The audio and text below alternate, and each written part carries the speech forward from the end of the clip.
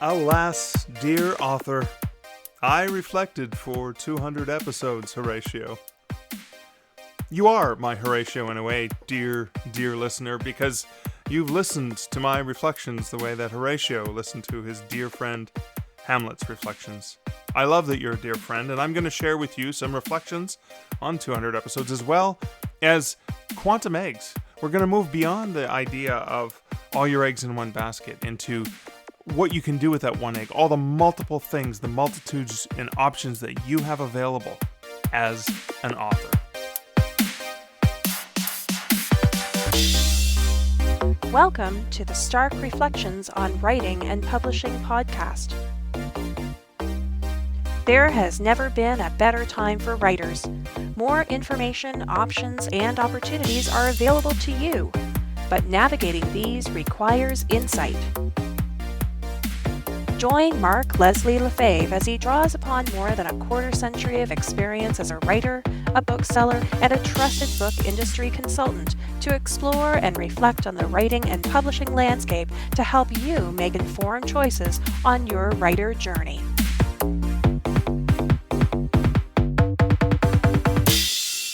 Hello, Reflectives, and welcome to a special 200th episode of the Stark Reflections on Writing and Publishing podcast.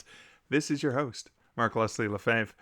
This is going to be a solo episode. In this episode, I'm going to be thinking back to the reasons why I launched this podcast, and I'm also going to be sharing with you some excerpts from Wide for the Wind that I think are associated specifically with why I wanted to release a podcast. When there are so many amazing podcasts for writers out there, I wanted to kind of share with you a little bit of my behind-the-scenes thoughts of quantum eggs and quantum carts, or quantum baskets, if you will.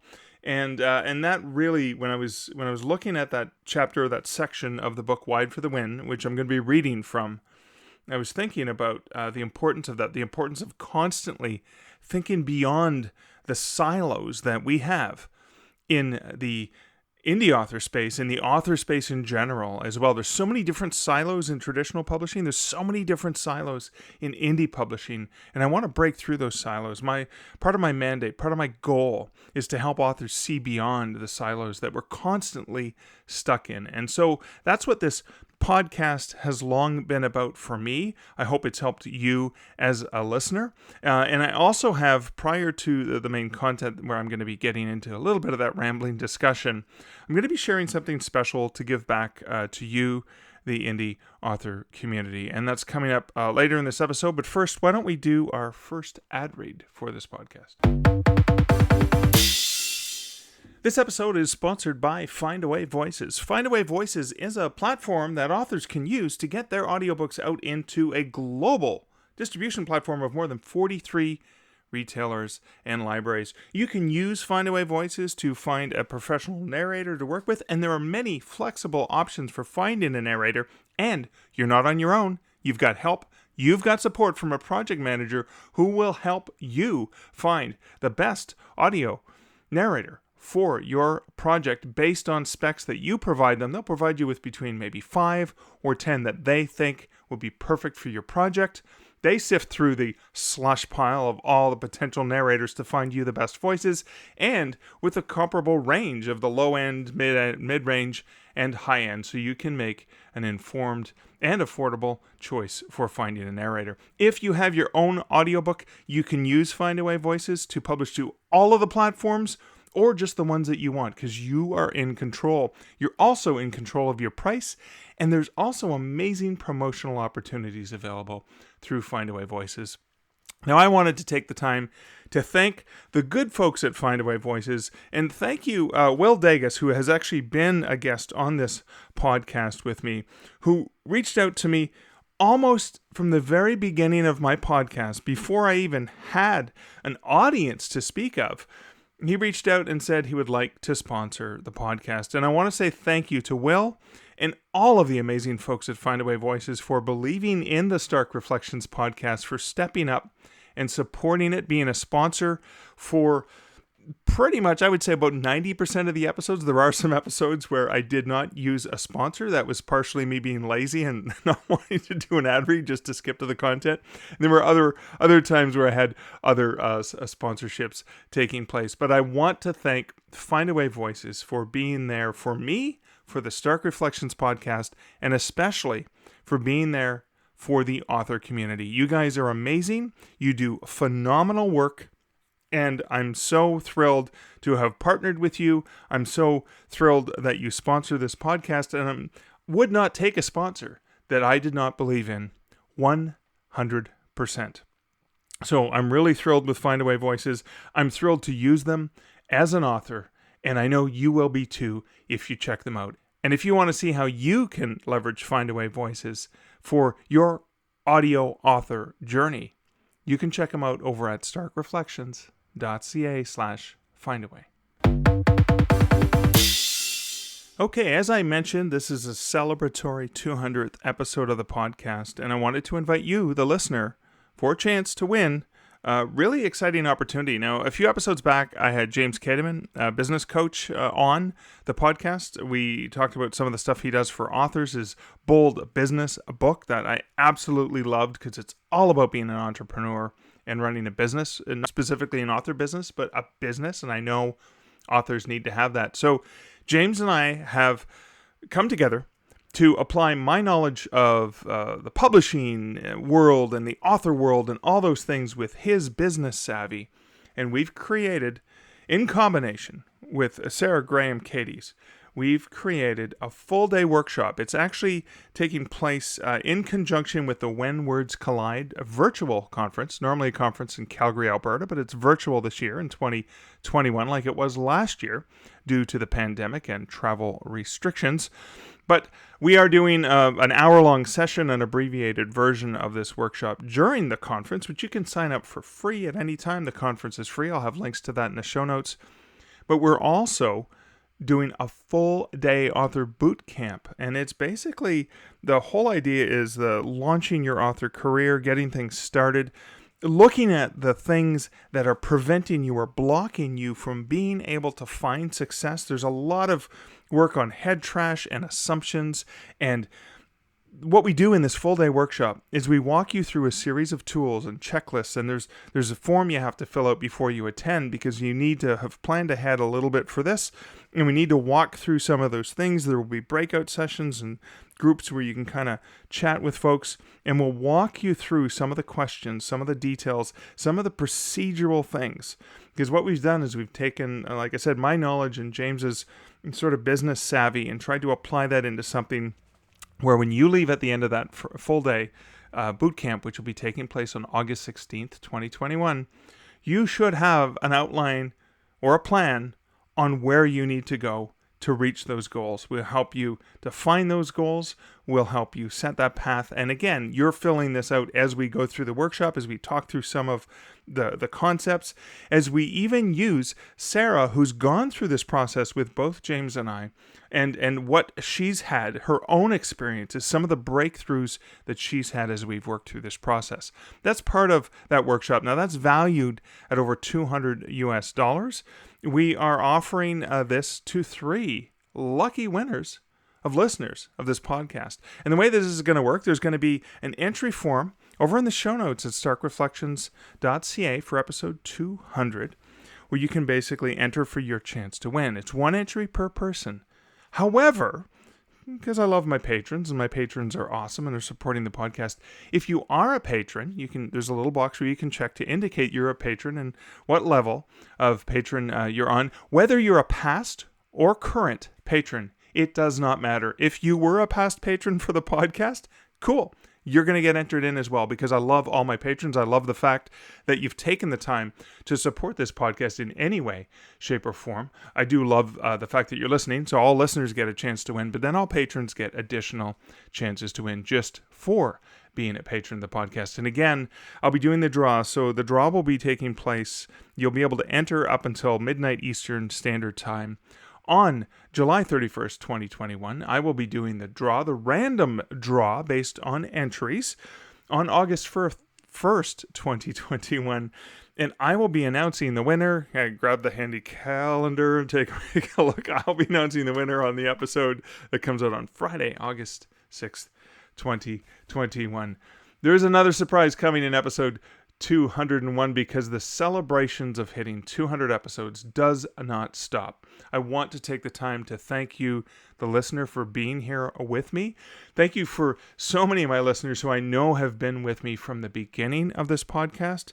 Knowing that you're there, even if you're not able to comment on a regular basis or at all, knowing that you're there, and I do know that you're there, is an amazing experience. I love the fact that you're there, knowing that you're listening, and knowing that you find even the remotest value in this podcast is what drives me forward. So thank you for being a listener, whether you've been here from the beginning or whether you're just joining. Welcome, and welcome again. Welcome back, and thanks for being a listener. And again, a special thank you as well to my awesome patrons of the podcast. I do try to give back to that awesome community that supports this podcast over at patreon.com/starkreflections. That additional resources from my patrons has helped me to upgrade some of my equipment, also allowed me to upgrade my ability to give back to the author community. And I love the fact that you guys are supporting the podcast, even though you don't have to, because it's a free podcast. I really, that extra few dollars you throw at me per month really helps and really allows me to understand that you do see value in that podcast. So thank you guys. Thank you for being a patron. Thank you for being a listener to the podcast. So without further ado and introductory rambling, I'm going to play the little cue music and then get right into the main content for this episode.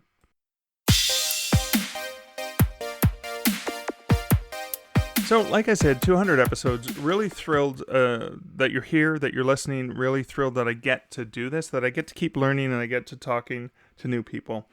So one of the things that I've tried to do with this podcast that I think is a little bit different than most of the other podcasts out there is I've been open not just to talking to the same people all the time that you hear doing all the regular or main podcasts, but I'm trying to bring in voices from outside the author community. I'm trying to bring in different creative types. I'm trying to bring in perspectives, even within the author community, from authors doing things different ways and different formats, different styles, different approaches, because there is no single way for us all. We all have to figure out amongst the plethora of information and resources available to us. And what I want this podcast to be is I want this to be a thought-provoking, interesting, introspective time for you to listen to really cool people that I am privileged to get to speak to.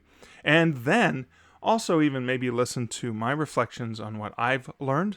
I know that the things that I pull out and I reflect on may not be the things that you found interesting and insightful, but sometimes it's interesting to see what somebody else has to think about those. I was actually considering trying to do a special episode where I could get you listeners to maybe provide feedback on different things that you've reflected on over the years. Of course, I got bogged down in the tech of, I'd love to be able to allow them a quick online place where they could quickly just record something and submit it and make it really, really, really easy for them.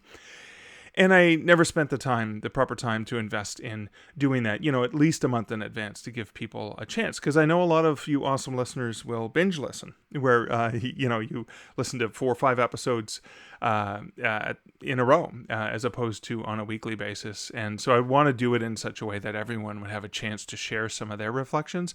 And I'll probably, if I can get my organizational skills together, probably do that for a future episode. Will it be episode 250? Will it be episode 300?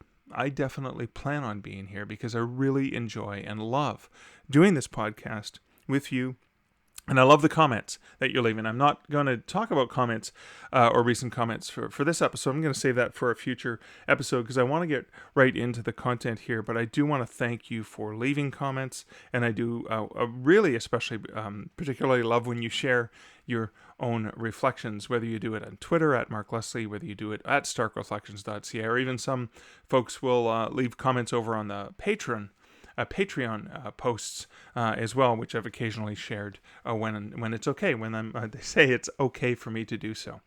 So the podcast itself is my attempt to bring the silos together, or to cross-pollinate information to make sure that you're informed to make really good decisions as a writer.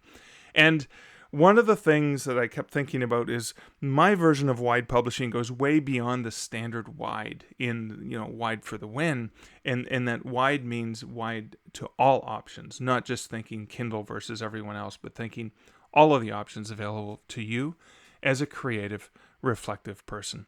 And so to that end, I'm going to share readings from the book Wide for the Win. But what I'm going to be doing is I'm reading from the book, and I may pause and insert my reflections along the way. So if you've read Wide for the Win, don't feel, oh, I already read that. There may be a few little tidbits in there for you. So without further ado, I'm going to be doing a reading from a couple of the chapters early on in Wide for the Win, which was released earlier this year in 2021, just in case you're listening to this way in the future. Hello, future people. But yeah, enough silliness. Let's get right into the reading. The concept of quantum eggs. In the previous chapter, I mentioned the idea of putting a single egg in multiple baskets. I called it the concept of quantum eggs. I'm borrowing it from the quantum physics or quantum mechanics concept of a quantum state or quantum superposition. Very simply, and I'm sure if you have the appropriate background, you'll be shaking your head at my own oversimplification, a quantum system exists in several separate quantum states at the same time. Now, I'm adapting that to the concept of eggs and baskets to illustrate that one egg, your IP, or intellectual property, can exist in many baskets, i.e. revenue sources, at the same time. But before I explain, let me credit the source of this train of thought. I go to a lot of writing and publishing industry workshops and conferences. I'm always learning. And I'm constantly paying attention to those who are also learning and sharing. Take Christine Catherine Rush and Dean Wesley Smith, for example.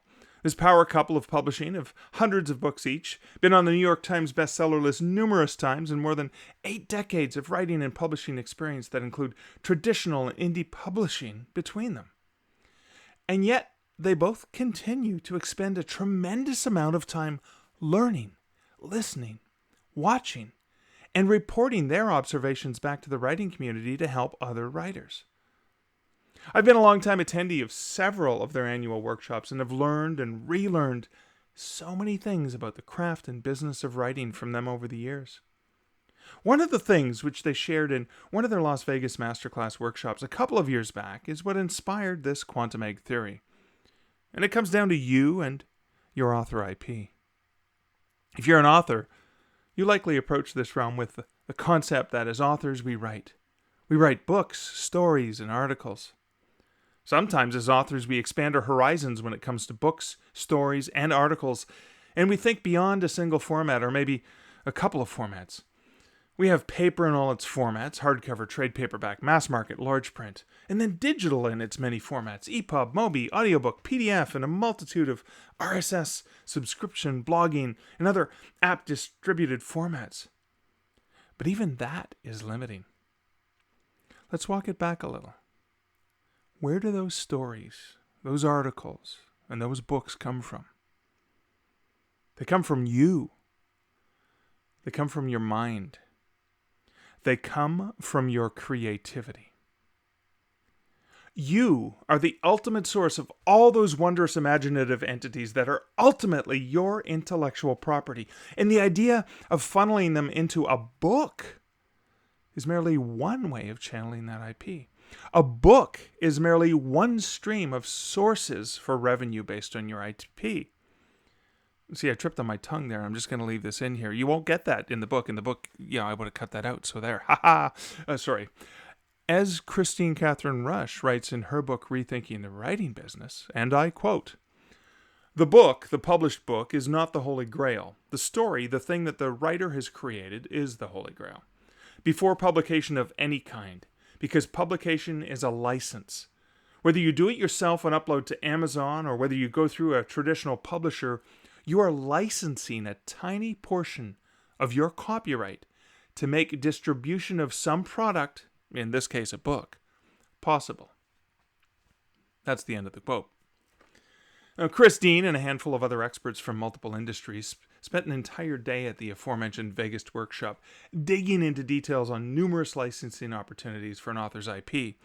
I won't get into them in detail here, but I do want to share the concept so that you might start thinking less about the limited discussions about Kindle exclusivity versus publishing wide to other ebook platforms, and more about opening your mind to the multitude of opportunities when you start to value your work at that higher IP level. This is not to say that there isn't plenty of money to be had in the ebook selling space or in the book arena, but just remember, it's still only one source.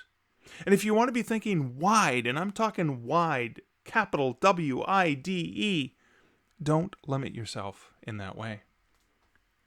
Another thing that Chris suggests is perhaps change your thinking from story, which can be confused with storytelling, which can still be limiting, to property. What are the many ways that your property can be split off, licensed, adapted into different revenue streams? I'm going to share a few unique examples from my personal experience and observations from the industry. My hope is that in seeing just a handful of examples, you might better grasp the concept and perhaps adapt your own ideas, stories, properties into ways in which you might exploit your creative talent in wide ways. And that to me is a huge benefit, is when you see some examples, I'm not sharing the examples just for you to copy and mimic what's happening, but to readapt those things. That's what's critical. That's what's important. Look at the ideas, be inspired by them, and adapt them for things that work for you. I'll never forget the time I was going to do a talk, and it was on the east of Toronto, probably in the Ajax area of Ontario, and just before I was about to begin a talk for a room full of writers in a lecture hall, I had a couple writers come up to me, and they handed me an anthology. And he said, "We would like you to have a copy of this anthology. It's dedicated to you." And I went, "Oh my God, that is so awesome. When did you publish this?" I said, "Well, this book wouldn't exist without you." A year ago, or it might have been 2 years earlier, I was in that same area doing a keynote breakfast talk to a group of writers for a local writers group. And in one of the examples that I gave in my talk, which was basically my writer journey, it was just sort of a look at publishing and writing and my author journey through the evolution of what was happening in the industry. And they said, "We were inspired by something you had done and talked about. And we decided to publish this book because of it. And that's why it's dedicated to you." And that is what I love to see. I love to see people inspired by something and taking it and adapting it into their own. Now, that little rambling bit that I just did is not in the book. This was a side reflection because I thought of it while I was reading from the book. But back to the book, shall we? Stuck in my limited view. Near the beginning of the COVID-19 pandemic in 2020, I was filled with an underlying anxiety. Pre-planned business and personal trips were canceled. Life was dramatically changing. Needless to say, I was anxious and stressed, and perhaps even in the early stages of grief, like millions upon millions of other people. Yeah, grief. We were losing something. We were losing a way of life. We were losing the things we had come to rely on and depend on were changing. And that is grief in many, many ways for many, many people. I had a slew of writing projects I'd lined up with expectations of working on them in 2020. But nothing was flowing from my pen, from my keyboard. At least not in the way I'd originally planned. I was feeling blocked, stuck, stagnant. I'd long been a fan of writing parody lyrics. It was actually, for me, a writing warm-up ritual that I'd often used to get my creative juices flowing. You see, there's something about forcing my creative and writing mind into matching a syllabic beat, or even a sound or rhyme structure that, for me, it just lubricates those creative gears in fascinating ways. So I wrote a set of parody lyrics one morning to the song "Stuck in the Middle with You" by Steeler's Wheel. I know I've talked about this on the podcast before, so bear with me if you've heard this a couple times. Now, normally when I write lyrics like that, they go into a folder or they just get lost somewhere. They're like doodles or scribbles.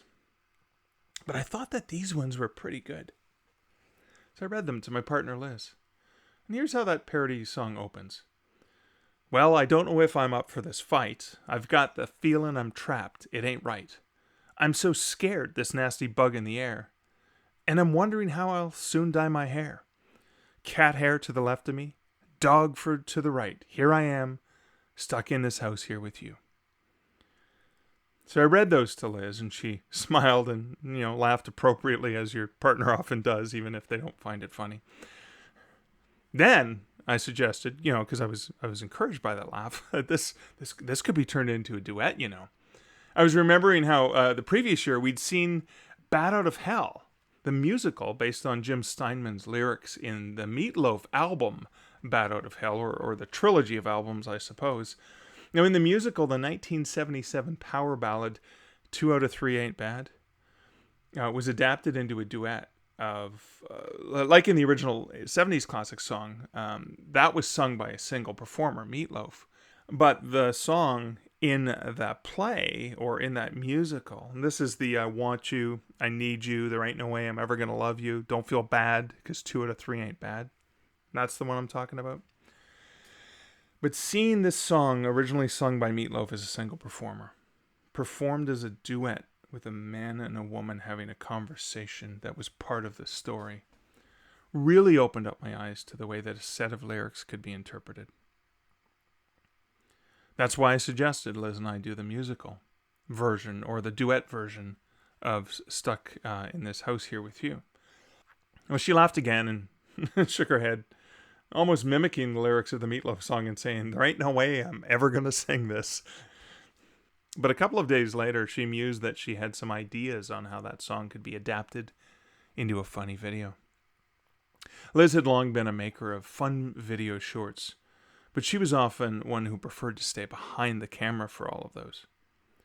This time, however, she agreed to singing the song with me in the duet fashion, then making a video of it based on her ideas, and that is how we spent Easter weekend 2020. One day we spent recording and mixing the song itself, and we did go through it numerous times. And the next day we spent running around the house, changing costumes and settings numerous times, and recording the video and putting it all together. It was the perfect distraction from what would normally be time we spent with our extended family, her adult children, and my teenage son, all gathering together for meals, drinks, and interactive games. I published the video on my YouTube channel, and though it got nowhere near to anything that would be considered viral, it kind of took off in its way. Friends and colleagues found it and loved it. So did thousands of others. And a local CTV television affiliate in Ottawa, Ontario picked it up, featured it in a segment called The Lighter Side. Shortly after, a Sudbury CTV affiliate also covered the story. No, doing that parody video did not make us famous or rich. But it did something better. It opened my mind to the fact that, though I've defined myself as a writer and author for decades, that I'm ultimately a storyteller, in multiple formats, in multiple mediums. And it drove home those concepts that Chris and Dean had been sharing when talking about an author's IP and licensing. I went on to do multiple other video shorts, mostly humor. Some are stupid dad jokes turned into parodies of genre films like Under Attack, a thriller, or You Better Knock First, horror. Others were adaptations of a single strip Rubes comic, Dramatic Exit. Others were further song parodies. Mark's Tavern, which is a parody of the Cheers theme song. There Is No Mash, a parody of the Monster Mash. Nano Chameleon, a parody of Karma Chameleon based on the discovery of the Nano Chameleon earlier in 2021. And one made specifically with the concept of this book in mind. Got My Mind Set on Wide, which was a parody of Got My Mind Set on You by George Harrison.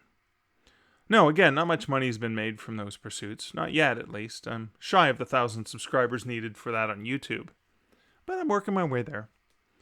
In fact, I see that as not at all different than how I started when writing.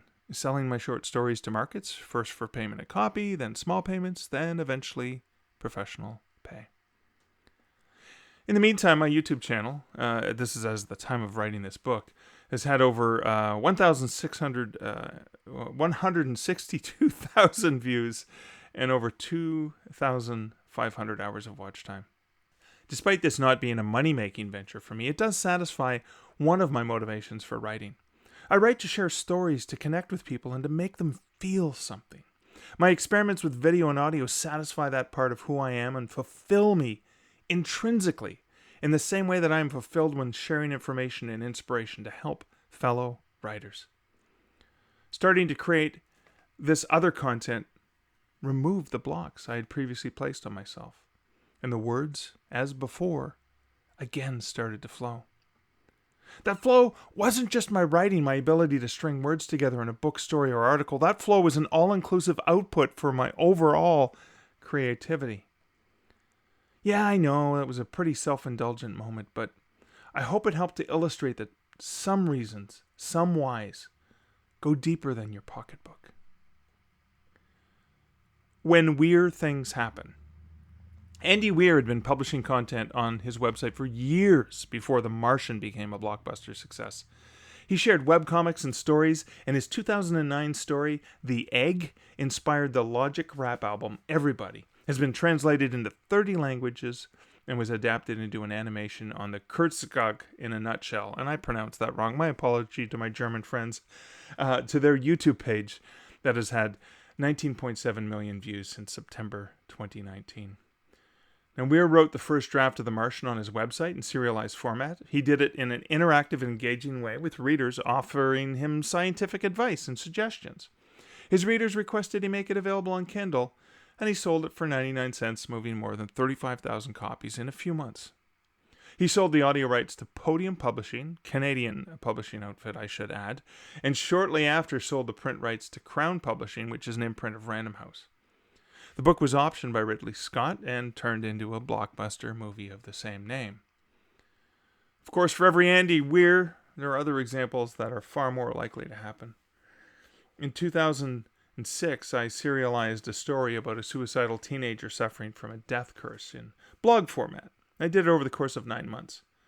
It picked up readers from around the world, and I even leveraged the story's popularity to raise money for a local literacy group in Hamilton, Ontario, where for donating to the charity, there was a chance for them to get killed in this live blog. A UK publisher purchased the rights for the novelization of that blog, with the first third of the book being adapted from the blog. The publisher folded before publication, but it got picked up by a Canadian imprint, which was eventually folded into another Canadian publisher, Edge Science Fiction and Fantasy Publishing. That book, I, Death, was released in print in ebook in 2014.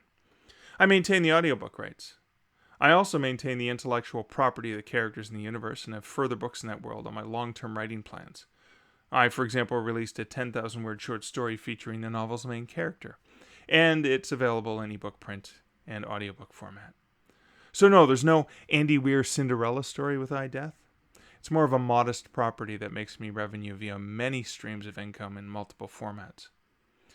There are concepts that I've adapted and readapted in numerous ways over the years. For example, in the early 90s, I started thinking about what might happen if, like in that classic Christmas carol, a snowman actually came to life. What would life actually be like? That became the short story, That Old Silk Hat They Found, which I sold to a magazine, and then have resold and reprinted many times over the years. An adaptation from that same concept, a snowman being alive, was used in another story, Ides of March, which has also been an extra stream of revenue over the years. Years later, I wrote a short story for a YA anthology edited by Rebecca Mesta called Sparks. That story, Impressions in the Snow, hasn't yet been reprinted, but I do have plans for it, as well as more ideas based on, yeah, you guessed it, the snowmen that are alive. My mini chapbook, Snowman Shivers, which runs 64 pages in print, is available in ebook, paperback, and audiobook versions. I've also earned revenue from live readings of the stories from that collection, and even earned revenue from using those stories in examples of workshops teaching young writers the craft of writing. In another example, which I like to call reprint, reuse, recycle, you can leverage your ideas and stories multiple times over the years for increased revenue. I sold a short story called Browsers in 1999 to a magazine for semi-pro rates of 3 cents per word. The rights reverted to me. I reprinted the tale in my 2004 story collection, One Hand Screaming, my very first self-published book. I used it in a 2006 marketing sampler handed out for literary events. In 2008, I sold reprint rights for it to appear in the beautiful leather-bound edition of Bound for Evil. In 2009, I reprinted it in a chapbook called Active Reader and Other Cautionary Tales from the Book World on an espresso book machine. In 2015, I published it in ebook format. In 2017, I published the audiobook edition using the narrator, Eric Brian Moore, who has been a guest on a recent, episode of this podcast just in the last couple of months. This collaboration with Moore led to a far greater number of new readers to discover me because he, as a narrator, had a huge following. I even had a book club pick up this book and another one of mine to read because they were fans of his. In 2008, the story appeared as part of Active Reader in a Bundle Rabbit volume with 9 other books called Books Gone Bad. In 2019, I released a revised print edition of Active Reader. In 2020, I performed an excerpt of this story as part of a video series for Hamilton Public Library's Virtual Storyteller series. My good friend Kevin J. Anderson, who has decades of experience as a New York Times bestselling author with hundreds of books published both traditionally and through indie publishing, has had more than his fair share of experience leveraging his creativity, stories, and properties in multiple formats. Kevin's openness to licensing and publishing options and to multiple formats and special editions has led to plenty of incredible opportunities for multiple streams of revenue. But I'll only take some time to share a couple of them. In conjunction with the release of his Terra Incognita series, Kevin and Sean Gordon, musician and prog rock records owner, created a crossover project called Roswell 6. They released the album Terra Incognita Beyond the Horizon with Eric Norlander for Book 1, The Edge of the World, and Terra Incognita A Line in the Sand with Hendy Pauling for Book 2, The Map of All Things. The albums combine progressive rock with science fiction lyrics written by Kevin and Rebecca Mesta, his wife. Kevin became friends with Neil Peart, the drummer and lyricist for the Canadian rock band Rush, after sending the band 3 copies of his first novel, Resurrection Inc. Kevin had been listening to their newest album at the time, Grace Under Pressure, while writing that novel, and paid acknowledgement to the band, even infused Easter egg-style references to the album and the band's work. Peart read the novel, loved it, and the two began a writing correspondence that blossomed into a lifelong friendship. They collaborated on writing projects, but the biggest project they co-authored would be Clockwork Angels. Decades earlier, the band had produced a concept album called 2112, which was partially inspired by the novel Anthem by Ayn Rand. Peart had some ideas for another concept album based on a single character story in a fantastical imagined world. Via a series of back-and-forth correspondence and long mountain hikes where the two collaboratively mapped out characters, stories, and scenes, they came up with Clockwork Angels. The lyrics for the album were written by Neil Peart. The novelization of that story was written by Kevin J. Anderson. This is, of course, an example of a single story idea becoming 2 very distinct yet complementary products. An album where Peart collaborated with fellow musicians Geddy Lee and Alex Lifeson, and the book which he collaborated on with Kevin. Clockwork Angels was released as a novel in conjunction with the band's album release and world tour. An audiobook, read by Neil Peart, was also released. A comic book series and graphic novel were also produced. Then, Neil and Kevin collaborated on a follow-up novel, Clockwork Lives, and though Peart passed away in January 2020, Kevin is, as of the writing of this chapter in early 2021, working on the next book in the series that the two had discussed at length, Clockwork Destiny. And listener, I was one of the early readers for when Kevin first finished the manuscript for Clockwork Destiny, and it is exquisite. It's amazing. 3 different projects spun out of a single idea that were meant to be song lyrics originally. Three books, a full trilogy of stories in this universe. Now, Kevin has long been involved in multimedia non-book licensing of his work, and also benefits from some of the book work he does via the recognition that his collaborations and solo writing projects offer.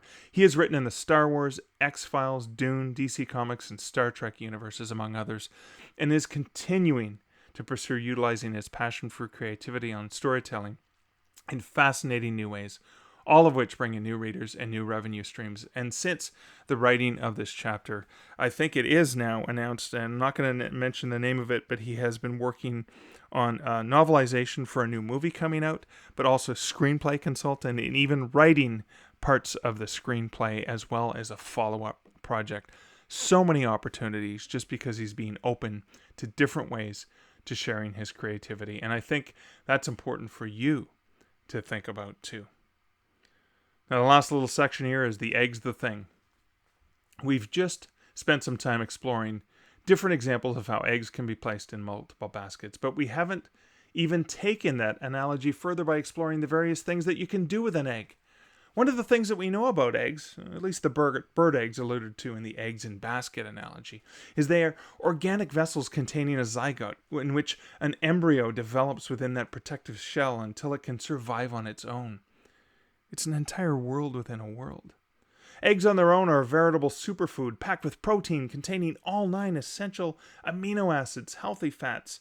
2/3 of the fats in eggs are unsaturated, and many nutrients like iron, vitamins A, B12, D, E, folate, choline, selenium, and lutein. Oh God, reading this for the audiobook is going to be a pain in the butt. But eggs can also be used as vital ingredients in cooking other products. The egg is a strong coagulator. It helps to thicken and emulsify sauces, mayonnaise, and custards. It creates structure and stability within a batter. It adds moisture to baked products such as cakes and pastries. And it can act as a glaze or even a glue. Your quantum eggs can not only be in multiple baskets, but they can simultaneously be cracked and used in numerous recipes for your author's success, as we will see and talk about further. But hopefully, thinking about those eggs, thinking about the quantum eggs, your quantum eggs, all of the possibilities that come from the genius that is your creative soul, your creative spirit, your creative mind. The possibilities, my friend, are endless. And I want you to think about, and I want you to reflect on all of those possibilities that come from your imagination, from all of those amazing things that you can create as a reflective author. Well, thanks for listening to this episode of the Stark Reflections podcast. I'm excited, thrilled to be at episode 200. Thank you for taking this journey with me. Thank you for listening. I hope you found this podcast interesting and reflective. Hope you found something to reflect on. I hope you found something that you can take away and apply to your own unique and special author journey. If you enjoy this podcast, I do appreciate if you leave a review over on the podcatcher of your choice. You can also share it with someone that you think would find great value in it. And if you're so inclined, you can become a patron over at patreon.com/starkreflections, where you have an opportunity to get access to additional reflections and content made available exclusively for my patrons. So thanks again for listening, dear reflective author. I love that you're taking this journey with me, that you're giving me your time, you're listening in, and hopefully reflecting. So until next week and next episode, this is Mark Leslie Lefebvre wishing you great writing and good Stark Reflections. Thank you for listening to the Stark Reflections podcast. You can find show notes for each episode at starkreflections.ca.